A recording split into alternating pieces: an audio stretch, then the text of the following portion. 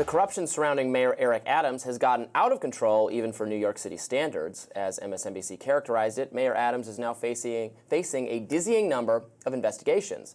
The latest corruption scandal centers around a Brooklyn Catholic church. The church received a subpoena requesting information about financial or business dealings between the one-time chief of staff of Adams, Frank Carone, and Monsignor Jamie Gigantiello. These are really classically Italian corrupt names. I say this as an Italian myself. Prominent figures in the Brooklyn diocese. The 4 investigations around Adams include his ties to Turkey and China and questionable campaign cash, as well as 2 investigations into influence schemes involving Adams appointees. No one has been charged yet with wrongdoing in these investigations. Joining us now to discuss it all is Fordham University Associate Professor of Political Science, Christina Greer. Hello, Christina. Thanks for joining us. Hi there. Of course, anytime. Well, this morning things broke. Let's start with this. How many people have had to resign from the Adams Inner Circle administration? And are there overlapping, other than just being in the Adams administration, are there overlapping themes, even though these are all very separate investigations? Right. So first things first, there's a lot of smoke around Eric Adams, but thus far there's no fire for him particularly. And so it looks bad. Do you want this in your administration? Absolutely not. But we also have to remember that the Southern District and the Eastern District have yet to say that Eric Adams has done anything wrong. So I just want to start with that. Number 2, we normally have resignations around this time. It is really hard to be a public servant in municipal government. It's a 28-hour-a-day job. Presidents talk about how hard it is to be a mayor and work in mayor's administrations. So this is around the time that we start to see some attrition.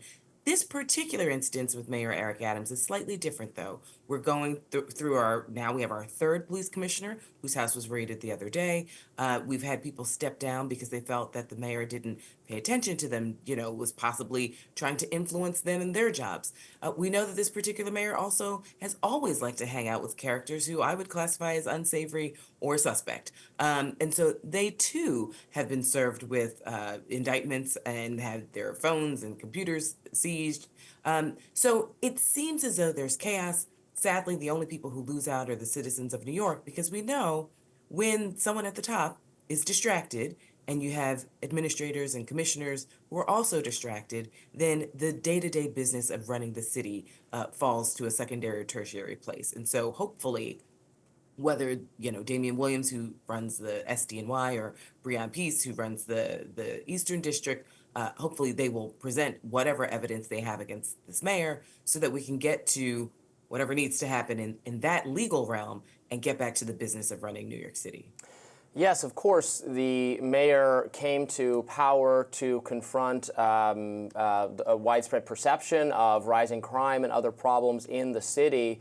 Does he have any popular support at this point? Because I don't think citizens feel like their concerns have been addressed. And then in addition to all of this pretty rank corruption, where there's smoke, there's fire, although it's not been proven, and we have to let the process play out, all that sort of thing. Is he retaining the support of the citizens? Well, here's the interesting thing. When there's smoke, there usually is fire, but thus far we have not seen any fire. So I just want to be really clear on that. Number 2, we see the mayor's rankings as far as his popularity. It's tanking. It's in the 20s. Now, here's the interesting thing.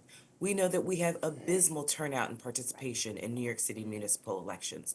So of those people who were surveyed as to whether or not they think the mayor is doing a good job, they may be citizens of New York, but are they voters? And so what we don't know are the people who actually turn out, the very few thousands of New Yorkers who bother to turn out in a June primary in a ranked choice voting system.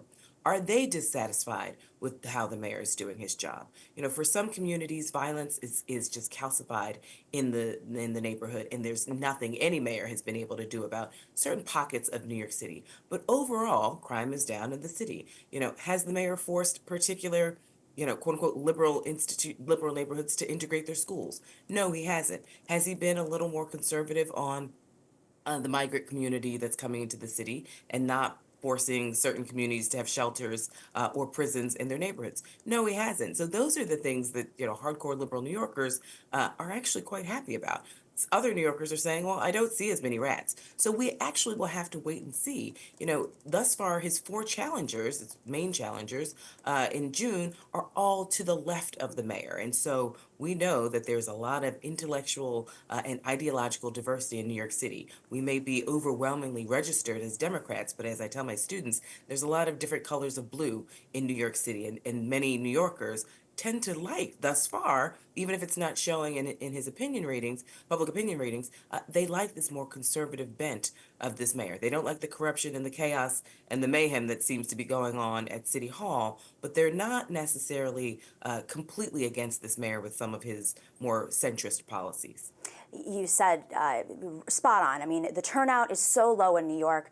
And even if he appointed a rat czar and there might be fewer rats on the streets, public sentiment may not be reflected in the polls. But also, you mentioned ranked choice voting, and the city also has a matching fund system where essentially for a certain number of dollars a candidate raises in the city, they get $8 back from the city. One of the scandals that broke in the last couple of days is about money being used as bribes and donations to Eric Adams from foreign interests. That to me is so bizarre and almost unneeded, because we do have this profound system in New York City in which candidates of all backgrounds can have access to funds to run for office, citywide office. Why would you do that? What is behind? Is there any sense of what's behind this bribery scheme, electoral scheme, when he doesn't really need to take the large donations? Right. I mean, well, this is, the campaign matching funds, which, not every city has. And so for some of your viewers, it's, for every dollar you raise, the city will match it for $8. And the goal of that is to level the playing field. Now, here's the interesting thing, though, Namiki. The mayor himself isn't collecting the checks in his wallet. So, as we've said before, with this smoke surrounding the mayor, can the mayor say, if there is something that has happened that is improper, can he say, well, I had no idea. I'm not my finance chair. I actually, don't deal with it. I'm too busy out there making speeches and trying to figure out, what my cabinet could look like. And So Christina, there are all these layers of just to make a protection note, that the mayor may have. the finance chair is somebody who they seized her files, went to her house, and Absolutely. she's still on the payroll. She's still working for the mayor.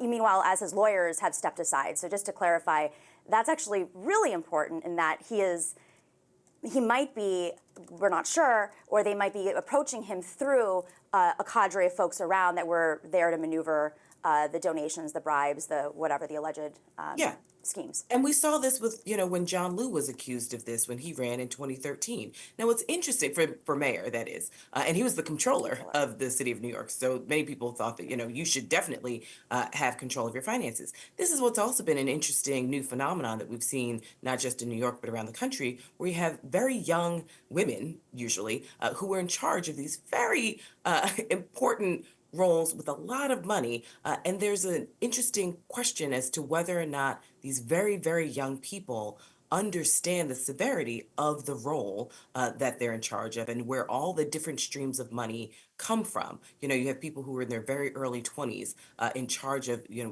millions of dollars, that is. And so have they been mentored to understand that, if you handle this poorly, you could go to prison. So that happened, the finance chair her phones were seized about a year ago. But then again, yet and still, there's a lot that's surrounding Eric Adams. But thus far, the Southern District and the Eastern District have not shown New Yorkers any information about what exactly they have on Eric Adams in particular. They have lots of information on they're giving us lots of information or leaks about the people surrounding him, but nothing thus far specifically on the mayor.